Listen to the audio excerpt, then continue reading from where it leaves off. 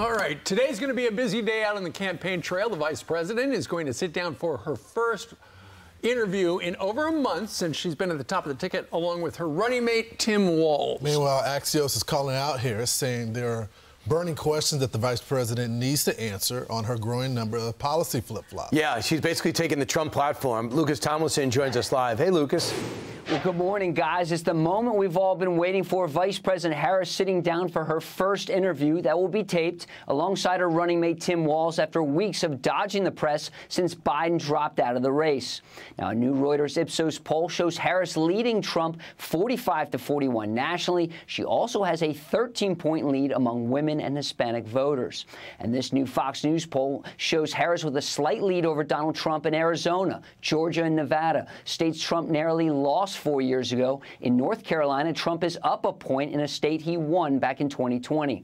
And Axios, as you mentioned, Lawrence, out with what it calls the 10 burning questions Harris needs to answer about her record. I'll read just 5 of them. Price gouging. Could you define price gouging for the American public? Taxes. When you say only the wealthy will see their taxes increase, how high should they go? Immigration. What changed from you to shift from calling a border wall un-American in 2018 to now saying you'd sign a bill that ensures more of the wall is built? Inflation. What was the inflation rate when you took office? That seems pretty straightforward. Supreme Court reform. Will you ask any Supreme Court justices appointed by Democrats to resign after 18 years?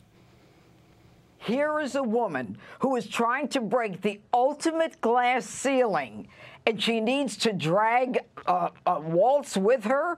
I mean, even the Wall Street Journal said she needs a crutch. This is absurd. The woman's been in this race for 38 days. She should be able to do a solo press interview that's not edited. And President Trump is back on the campaign trail today with stops in Michigan and Wisconsin, so it's a good thing Rachel's on set today, guys. That's right. That's right. Wisconsin expert. Right. I am. Thank you very much, Lucas. Thanks, Lucas. Yeah, thanks It's for booking really it. incredible that media organizations, because we only get one interview, have to get their questions answered by proxy. Everyone is putting up what they would ask the Vice President of the United States, because she only has agreed to one interview. As J.D. Vance said yesterday, is she going to show up to the debate wearing a blue suit and a red tie? Because there's so much that she has done to run from her record, run from her 3.5 years as vice president, and run to Donald Trump with strong on the border, his economic principles, as well as the immigration when it comes to building the wall and repurposing the $650 million that's still out there. Right. Now she talks about law enforcement. Just looking at the polls right now, it's not a major bounce for somebody that had the momentum of not being Joe Biden, momentum of naming a running mate, momentum of the DNC. All these battleground states are within shouting distance. Here you have the Georgia number. Right. And that's where Donald Trump is today. Well, you know, Fox News came out with these Sun Belt state polls, and Donald Trump is still ahead, I believe, in the state of North Carolina, within the margin of error. But it's interesting. So as they do this bus tour through Georgia, apparently the strategy is the Democrats think that Georgia is actually in play. And they always win Atlanta. So what they're trying to do with this bus tour is they're going to go to southeast Georgia.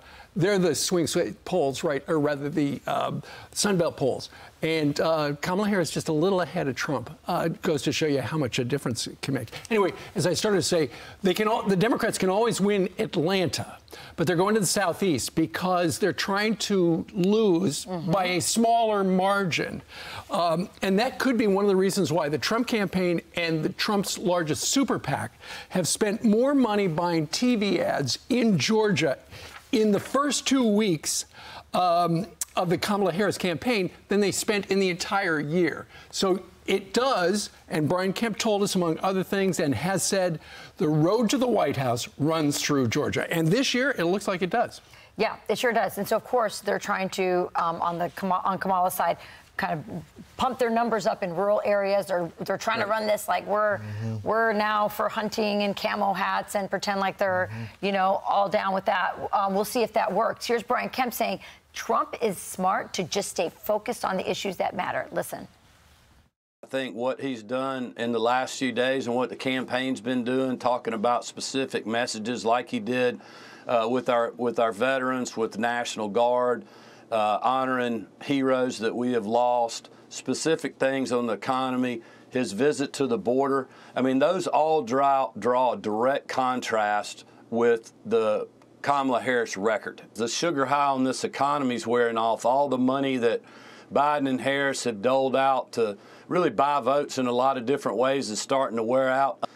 When people go to the grocery store, the gas pump, their rent and other things, the affordability and cost, I mean, the joy of buying a Happy Meal at McDonald's has worn off because people are getting hit in their wallet every single day. And that's what this race needs to be about. It needs to be about the economy, cost, the 40-year high inflation that really Joe Biden and Kamala Harris created. They're taking credit now for inflation going down. Hell, they created it to start with.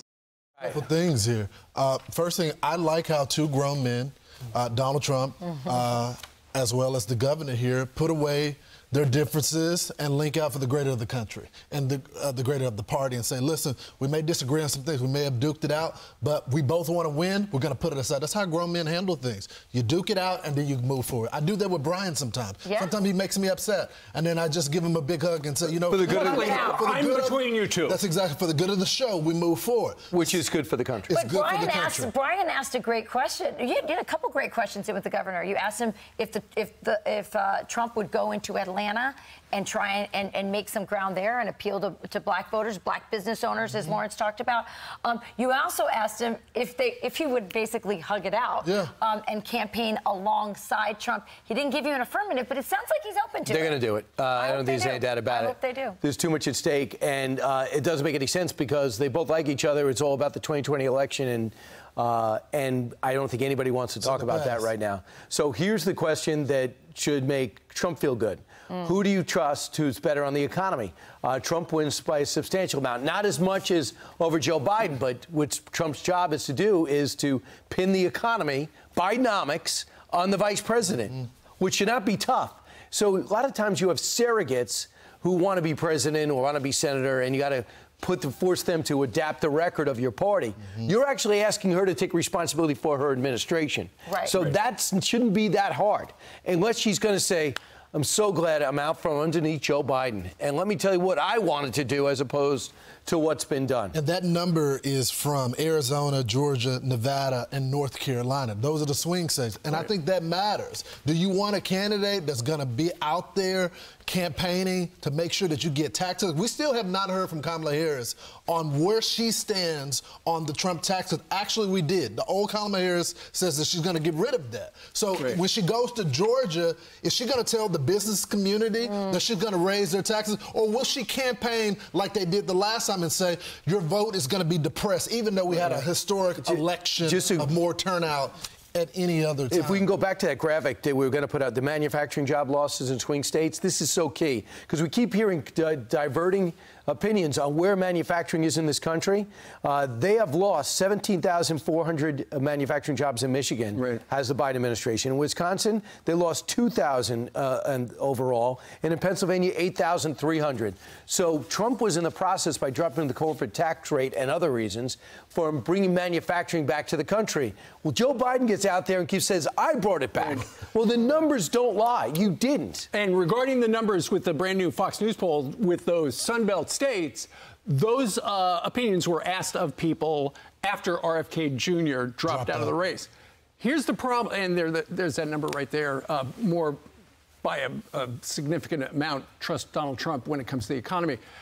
The problem for Donald Trump right now regarding RFK is he drops out and he says, okay, vote for Donald Trump. Bobby Kennedy Jr. cannot get off the ballot in Wisconsin and Michigan because with third-party candidates, they just don't do it. So even though he's said vote for Donald Trump, when people go and vote, they get the ballot in the mail or they go in person, Robert Kennedy Jr. is going to be on the ballot. There are some states where Biden is still on the ballot, and I think if there are Republicans who are running those states, they ought to play hardball 100%. And do the same darn thing.